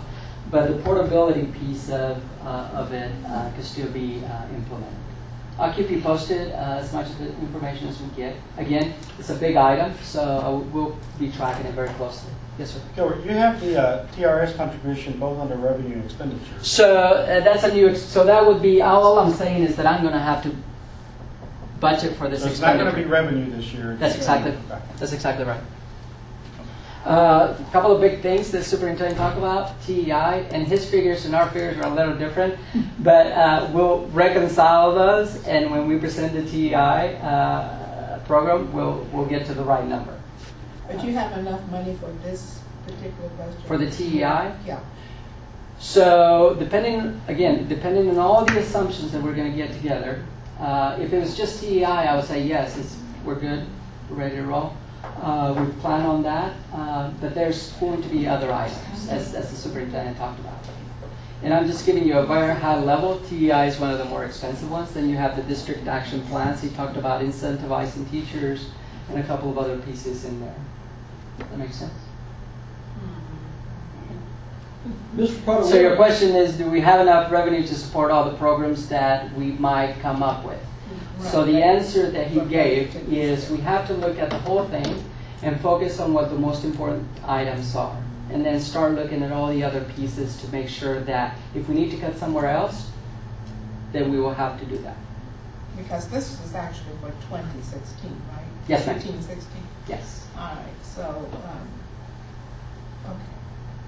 okay. Can you, are we finished with the December budget, actual versus budget?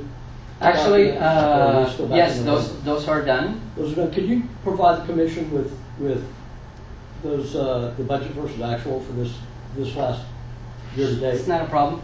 What it'll do is kind of a learning experience. They can start taking a look at the chart of accounts and how the money flows and Absolutely. the structure and how the state requires the reporting and all of that. Not a problem. That's not a problem at all. One of the Thanks. things that we do on a monthly basis actually is we present it to the board. So that report is actually for the December one. It's already out there at the board agenda, so it won't be an issue getting you those numbers. Is what I'm saying, because we've already presented some of those numbers to the board. As a matter of fact, it's about a 1 month behind lag that we present to the board because we have to close. It takes us a long time to close payroll and so on and so forth. But that should not be an issue. Thank you. You had a question. Gilbert, the news has a shortfall on the retiree care plan. Is that going to impact the district at all? Not. It's just between the state and the retirees? Yes, sir. So that's projected that would happen, and they're looking at as to how they're going to keep that afloat. It might mean that it could impact us, meaning we as people working for a TRS entity might have to contribute more to that program.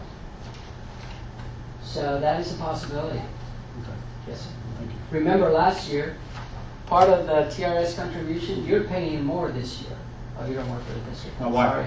Your wife is. I'm paying more for that piece of it. Every employee is paying more. And the district is paying more. So we just want to keep that. And so that's why it's going to be in addition to our budget, because the state gave us a one-time allotment. Hey, we'll help you out this year, but after that, you're on your own. So, yes, It's noted here in January, on January the 13th, the board budget workshop. yes, ma'am. Okay, took place. Uh, How does that relate to this? Well, we attempted to have a workshop, and we showed up, but only 4 members showed up, so we actually didn't have the workshop. Oh. So FYI. But you normally do Yes, ma'am. annually, right? Yes. Actually, we request, as a matter of fact, on the last slide, I'll show you that we're projected to have some more workshops to the board. And the superintendent and the CFO will be updating the board as to where we're at on a monthly basis, regardless of whether we have a workshop or not. Okay? So, continuing on. Yes. Oh, wow. Yeah. I told Josh that I could talk for like 2 hours, but I don't want to talk for 2 hours. We appreciate you not talking for 2 hours. So, again, this is just an illustration of how the district action plan works. The superintendent talked about, hey, at the end of January, we'll have it all together. Okay? And I can send you this presentation, and I will post it on the CBRC website. I was trying to redo it, make it look a little more in tune to more professional and that sort of stuff. So still a work in progress, but I will put some of these documents out there. So basically where we are is January, February time frame is pointing right here. And again, the superintendent has come up with a district action plan. Now the chiefs and the superintendent are talking about it, and then we'll move through the process. Then the chiefs would downstream it to their departments as to how they're going to implement that and how they're going to measure success. So we'll do that around March, and then we'll take it through cabinet, and then eventually it will get to the board. And I think the superintendent plans to present it to the board in March. Okay? So it's just, for us, it's a graphic that tells us exactly where we are in the process in terms of the district action plan, because that's the way we develop the budget. Does that make sense? And I'll send it to you. Where are we? Again, January, we talked about that. February, we are meeting, look, Citizens Budget Review Commission meeting. We're right on target. No, again, this was our plan, so we have a plan for when things are due. In March, we're presenting the district action plan to the board. Okay, we'll have another meeting in March for us, and then in April, hopefully in April, our goal is to have a very significant portion of the budget complete. Okay, what does that mean? That means by when we meet in May, you should have most of the data, most of the budget ready for you guys to look at. And then, as the superintendent stated, one of the priorities, one of the responsibilities is to actually determine, did we put our money where we say we were going to? So we have that opportunity. So we got to decide that in one meeting? Right. That's why I think, like, looking at the action plan, and even if you would take a look at the action plan for this year, it's on the district website. And at the back of it, you'll see how, I mean, our goals are the same from what he shared with us. And it breaks it down to the key actions, and it talks about, like, the things that are expected for September 2016. So if we just got familiar with these documents and mainly looking at the alignment, the new initiatives like the early childhood and the career and technology programs, then that will move our work faster instead of trying to Focus look at on every line yes. item. Every line item. That's We're right. not going to be able to. I mean, if we establish what our role is here, Right. is to look at that alignment Exactly. piece and stay focused on that, I think we can get the work done. Absolutely. All right, so that's all very well and good. That's what the superintendent would like us to do, and I agree that's what we should do. However, I don't see some of the mandates that my trustee would like us to take a look at. The first one is the transportation costs, and I know that the district has spent a little more than $12 million over budgets supposedly this year. That's what my trustee is telling me. I don't know if that's correct or not. But I know transportation costs are going to be increasing as school choice comes into play, and that's something I would like to take a look at, or have this commission take a look at. And the other thing is the effectiveness and efficacy of programs. You know, it is something that the commission should have opened up and looked at last year, and they did not. But we spend a tremendous amount of money on educational programs that are either used ineffectively or are parked up on a shelf, and it's in the millions and millions of dollars per year. And my trustee would like us to sit down and see if we can't at least start a process of the evaluation of the effectiveness and efficacy of those programs. Well, I don't disagree with what you're stating. I do want to say that in most instances, from my experience, I've been here 20 years and in a leading role for the last 5 or 6 years, but we do provide as much as we can, as much as data can provide in terms of, you know, I-2020 is an example, right?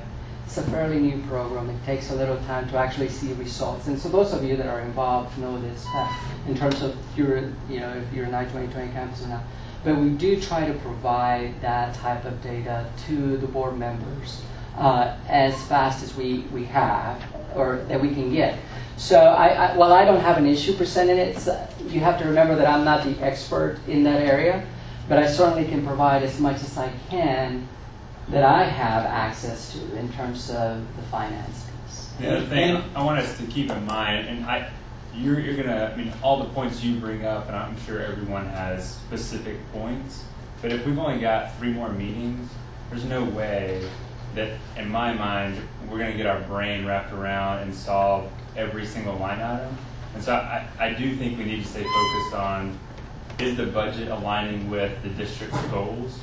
Yes or no, and if no, let's have some recommendations for that. But I think it's going to be hard It is hard, and the work of this commission should be hard. It's But we not. can't, I don't know if it's it's not- practical to do that in 3 meetings. I agree, it may not be practical, but I've been asked by my trustee to bring this up, and the reason is, you're absolutely correct, Gilbert, that every single one of these programs are every single year are evaluated by PhDs who write 100-page dissertations on the effectiveness of these programs. I have read every single one of those evaluations over the last 10 years, and they all said exactly what you just said.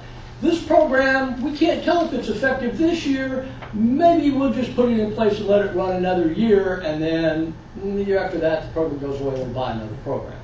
And that is the consistency that is so aggravating to my trustee that she would like to get her arms around. Well, So- like I said, I don't disagree with it. One of the things that, again, and from my position where I'm standing, in terms of, are these programs academically rigorous enough to transform a campus or whatnot? I can't really see that. I can tell you the expenditure patterns of those programs, where we've been. But one of the things the superintendent always, and he talked about a little bit today, he didn't touch on it too much on it, is we have to look at those programs as well to see if they're actually working. I think he was very honest about that, in stating that. And so while we need to give it sufficient time to see if it actually makes a difference, again, I think he was honest in saying we are going to have to look at some of those programs. Now, I'm not the expert on it, Mike, and so I'm just letting you know. But you're right. There's no way we're going to figure out all the things out, but we'll figure out as much as what we're responsible for. So. I mean, are we gauging these programs and seeing what the return on investment it is on those programs? So we're not doing that at all?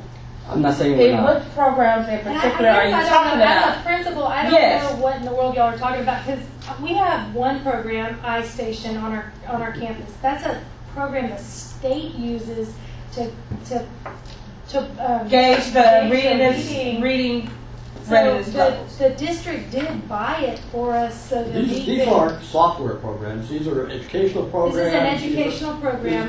It's the millions of dollars the district spends Okay. on vendors and contractors every Okay, well, year the for district- these educational programs. Okay, this program the state uses to track reading, the state, Texas. So the district bought also for us to go in and use the program, not only to track, but to use some of the software to That's not one of the assist. programs that I'm referencing. Okay, so I have that So- one program on my campus, so I guess I don't know What program are you referring to? y'all are There are referring the to. 2020 feeder patterns for. Yeah, And then we I'll be have happy to these provide things you a on- list of they're on the district website. I'll be happy to provide Okay. you guys a list of Because email. we've also been able as principals to choose programs that are appropriate for our campus, and so that's been something that Miles has allowed us To do. as principals So, to do. so I think one of the things that, And so pardon me maybe if that's- I'm No, no. interrupting, but when you talk about are programs successful, and I'm thinking, big ticket items such as I-2020, okay?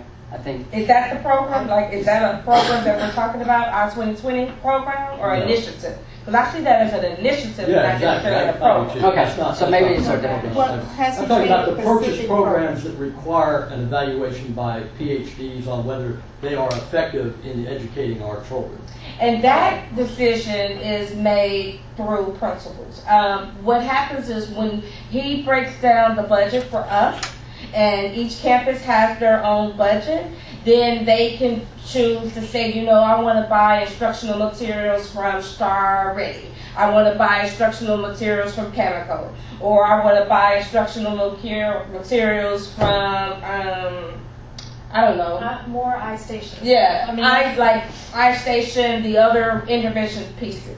Then we are able to use that, but that's based upon our campus action plan, which is aligned to the district's action plan. So when we are spending money on the different programs, and if you're asking if it's not tracked, then shame on that principal for not tracking the effectiveness of the program that they're using. Because I have spent for additional pieces for iStation. I have monthly meetings with my teachers to track to see how the students are improving, but that's me as a principal going above and beyond instead of saying, here's this program, go use it, good luck. Right. So it's not the district. It's not the district, it's the campus. So there are perhaps some items that, big ticket items like Site 2020, maybe TEI, those are just the things that ring out to me, Mike. So, like I said. Maybe we could explain also that RTI, there's something, it's called response to intervention. That's the law. That's the law that we have to, as principals, we have to provide interventions for kids. So we have to buy things to provide interventions. So those items listed on the website, we have to. Shelley, I'm aware of that. I formed this commission 4 years ago. I've looked at the budget in far more detail than you ever have. I will provide you guys with a list of the programs that I'm talking about. Okay. Thank you. Okay. Moving forward, so July, hopefully, in June, we'll adopt the budget. It is very quick, very fast. But those are the big items there in terms of adopting it. July, final tax roll is estimated, and then we adopt the tax rate in August. This is kind of what our plan is for the board. Okay, now let me tell you, it changes. They requested a workshop in January. We got ready for it, and then, like I said, there was only a small interest.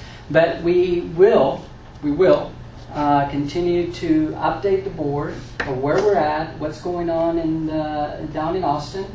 As much as we know, we had Amoka and Casey come and present to them as to maybe what things are going to be happening. So we try to provide as much information as we can to the board so that they're fully into our budgeting process. And we do that, every month. Okay? But there will be hopefully some very specific workshop dates that they're going to determine that we can set and talk for 2-3 hours, whatever time frame they want, to go in full detail regarding programs, regarding line items, regarding assumptions and whatnot. And that's the setting for that. Does that make sense? So I just want to make sure that you don't think that we're not providing the setting for this discussions. We are, and we'll continue to work with them to have that. Does that make sense? This is very high level, very overview. If you want to talk budget, I told Josh that I could spend 4 or 5 hours talking to him about it. I'm more than welcome if you want at a different setting, talk about specific things that, outside of this commission, I'm available. I can sit down with you and talk with you about it. That's what I do. So, again, I want to offer that. Was this helpful? Yes? Yes. Okay, perfect. That's all I had to say. Josh? That's all I got, unless anyone wants to have any closing remarks here before we depart today. Awesome. Thank you all for coming. Thank you very much. Appreciate it. I'm glad you're going to